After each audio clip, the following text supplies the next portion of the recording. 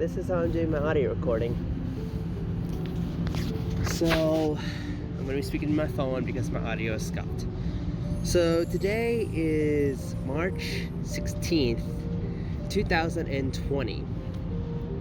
Also known for students at CU Boulder as the day that all their classes have been moved online amidst the COVID-19 outbreak. So, yeah, this is CU Boulder's campus now. And as you can see, it is very much abandoned. I would not be shooting this video out in the middle of the library at this time. Right now it is approximately 4:45. This is a time where it is very crowded and there's a lot of foot traffic usually right here behind me. But now it's deserted almost. And I find that very interesting. This is a college that has approximately 30,000 students, yet because of this outbreak, there is almost no one. What would you say, like 3 words to describe campus? Depressing. Depressing. Empty. Empty. Yeah. Very much empty. Yeah. Yeah. Deserted, kind of, in some areas at least. In some areas. Yeah. Today, empty. Empty. Yeah. Okay, yeah. The on-campus buses that go around every 10 to 15 minutes, you could barely get a seat in them at this time. And that would cause, lots of buildup in traffic and whatnot. But now, at this exact same time, there is no one.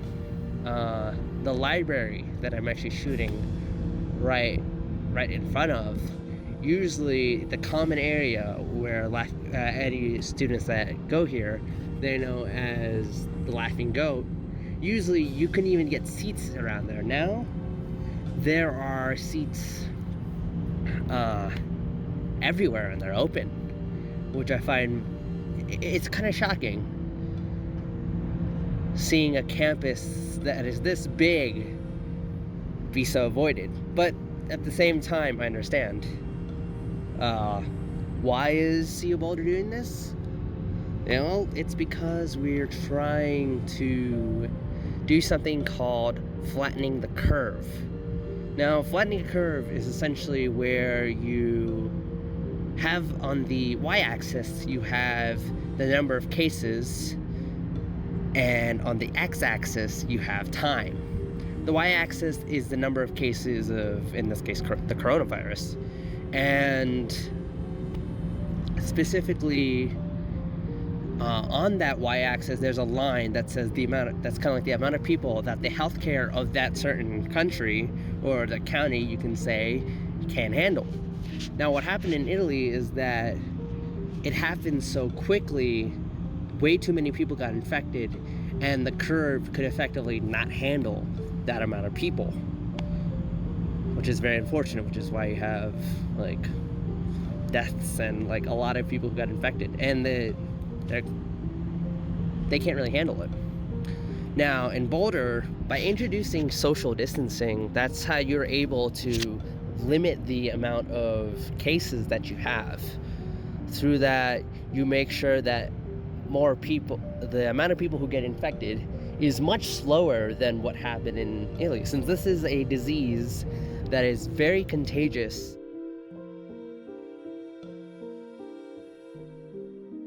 For you how are your current feelings? Are you feeling anxious about this? Or are you kind of chilling, or what you thinking about this? Well, I'm kind of feeling safe with the campus's precautions. The dining center, you can't touch anything. The dining center, not even the library. Yeah. Just touching, man. Can't do that.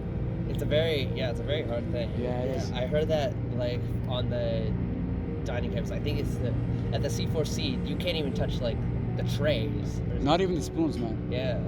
That's freaking nuts. I think I'm a little bit anxious just because like my dad is over 65 and a heavy smoker, so like he's pretty vulnerable to this. But also mostly I think it just feels kind of surreal. Feels surreal. Yeah. Midst of a kind of like a virus. Like this is the first time anyone, probably within our generation, has.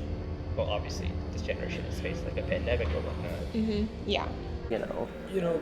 Personally, obviously, I'm not scared. I'm not old. I don't have any underlying health issues. Yeah. But I do, obviously, because there are people that do have these things, and I don't want to contribute to the overall spread of the virus. So I am being very careful not to get infected. That makes sense. But I'm not scared of this virus. Okay, cool. So yeah, that's great. So personally, I'm not worried, but at the same time, personally, I am worried because I have to be careful of myself to others as well. Others, yeah. So it's not only me, it's like I can infect other people, like my parents. I'm gonna go see them like in a week. Oh, yeah. So I have to be careful with that. But yeah, I'm personally not worried for my health's sake, but yeah, we'll see how it blows. But actually, I'm kind of worried about like the whole classes thing because that's gonna be super weird. 'Cause Yeah. no one's gonna go out. Everyone's just gonna stay at their house and just like hang out and chill. Personally, I am not freaking out. Well, for my own being, because I think I'm fine, but like it is a serious virus. But I am concerned for my parents because they are both very old. Yeah. Like outbreak that's going on right now. Like, are you chill about it? Are you anxious? Are you I- what the fuck is going on? The world's honestly, ending? I was really chilling about it until like yesterday because okay, I personally think that obviously I understand the extent to like how they want to like minimize like the social distance. they want to not have people be around each other as much, and, kind of like minimize like social contact and all that, right?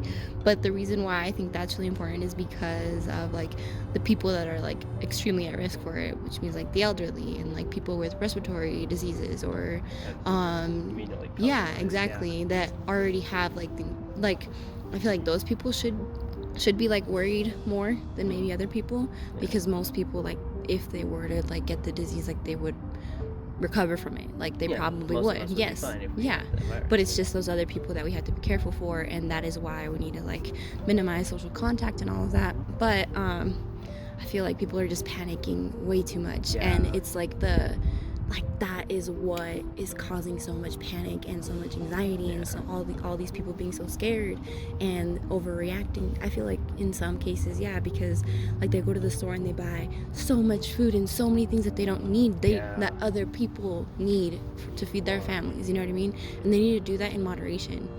And it's just kind of, all right, so your family's gonna be fine, but all these other people, then what, you know what I mean? And it's not even like you're the ones like with those respiratory diseases, the ones that do have to be extra careful, that are really at risk, it's those other people that, okay, I give them a pass, you know what I mean? Like, but other people, honestly, they're the ones like freaking out, like they need to stop, because it's just like, I don't know, even on like social media is just making things so much worse. Like, I hate it. It's absolutely terrible, and everybody just panicking is just making everything worse. It's just it's all those things. It's pretty bad. But in the end of all of this, whatever it is, try to play your part in, kind of like the end note takeaway message is, try to play your part in, preventing the spread of this. I've only been in this library for around 1 hour, and I'm trying to limit my exposure, washing my hands. I usually have a face mask, but don't have that on. Can't find it, which I'm very sad about. But, try to limit your exposure.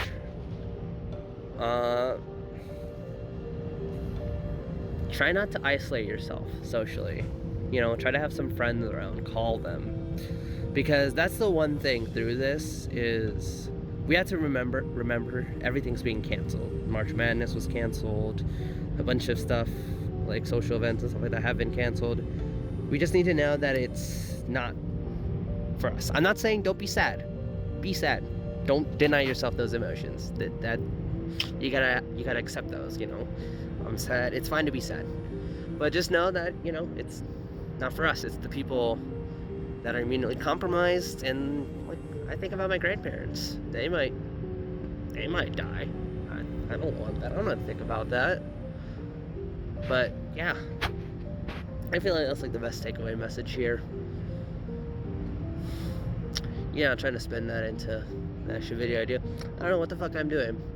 Anyway, that's me. I've been Vi. I don't know what the fuck I'm doing here, to be honest. I just decided that I wanted to shoot this video. Here I am.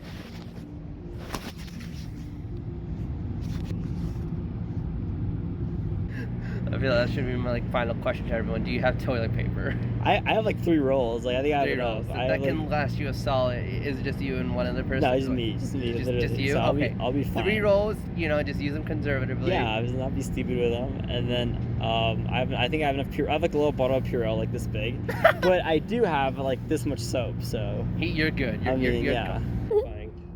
And final question for you. This is the very latter one. Do you have toilet paper? Yes, I do.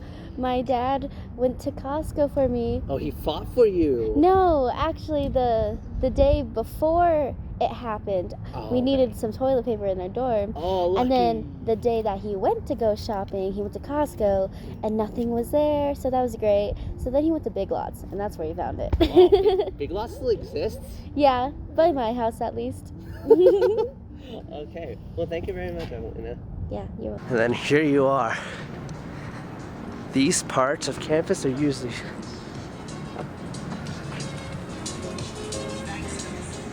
My man was fully enjoying that, dude. I don't know what I just saw, but that was interesting. Interesting in... It's funny, I don't even see that on a crowded day. Yeah, you're like, where the fuck is that guy, right? Jeez.